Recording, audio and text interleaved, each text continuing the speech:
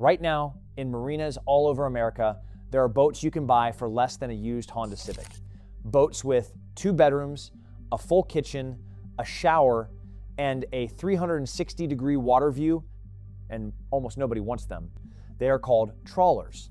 They were built by the thousands in the 70s and 80s. They were engineered to cross oceans, and today some of them sell for $10,000.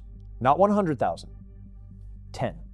While the average American house pushes past $400,000 and rent eats half of most paychecks, these floating homes sit at the end of the dock collecting seagull droppings, and buyers walk right past them on their way to look at shiny center consoles that cost 10 times more and sleep exactly nobody.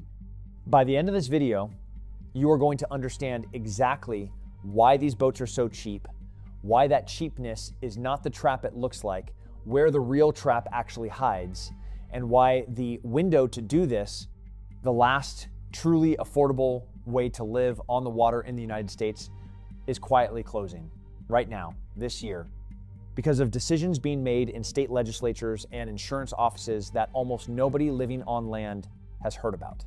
Stick around, because the ending of this story is not what you think. Let's start with what a trawler actually is, because the name confuses people. When most people hear trawler, they picture a rusty commercial fishing boat dragging nets through the North Atlantic. And honestly, that mental image is part of the reason these boats are so cheap.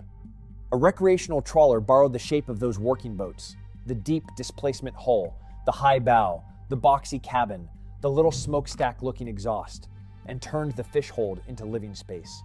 What you get is basically a small apartment that floats.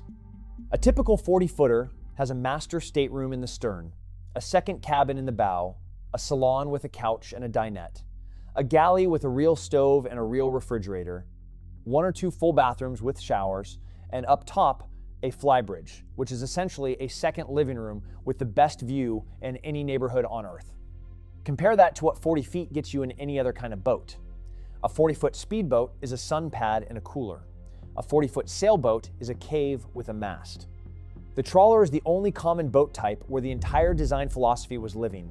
Not going fast, not looking cool at the sandbar, just living comfortably on the water for weeks or months at a time. That is why when boaters attempt the Great Loop, the famous 6,000-mile circumnavigation of the eastern United States, trawlers dominate the fleet. In 2024, a record 270 boats completed the loop, and the single most common brand among them was Mainship, an affordable production trawler you can regularly find used for well under 6 figures, and sometimes in rough shape for the price of a motorcycle. So here is the first question that should be bothering you.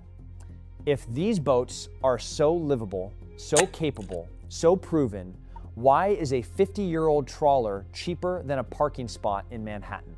The answer starts in 1973 in the Middle East with an oil embargo. When fuel prices exploded in the early 70s, the American boat market flipped overnight. Suddenly, the gas-guzzling cruisers everybody wanted became liabilities, and buyers went hunting for something slow, heavy, and stingy with diesel. Shipyards in Taiwan and Hong Kong saw the opening and swung at it with everything they had.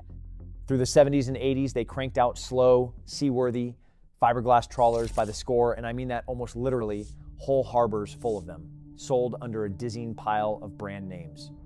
Albin, CHB, Marine Trader, DeFever, C&L, Cheerman, Hershine, La Paz, Puget Trawler, North Sea. Many of them literally popped from the same molds, wearing different name badges depending on which importer bought that month's production run. And here is the detail that matters most for you, the person maybe thinking about living on one. These hulls were massively overbuilt. Fiberglass was still a relatively new material. Nobody fully trusted it yet. So the yards laid it on thick, far thicker than any modern production boat. Some of those hulls are closer to bank vaults than boats. 50 years later, huge numbers of them are still floating, still running, still crossing the Pacific Northwest every summer, owned by people who would not trade them for anything. But the reputation, that is a different story. And the reputation is where your discount comes from. Quality control in those yards was, let's say, inconsistent. The hulls were bulletproof, but the stuff attached to the hulls was a lottery ticket. Fuel tanks made of black iron, that rust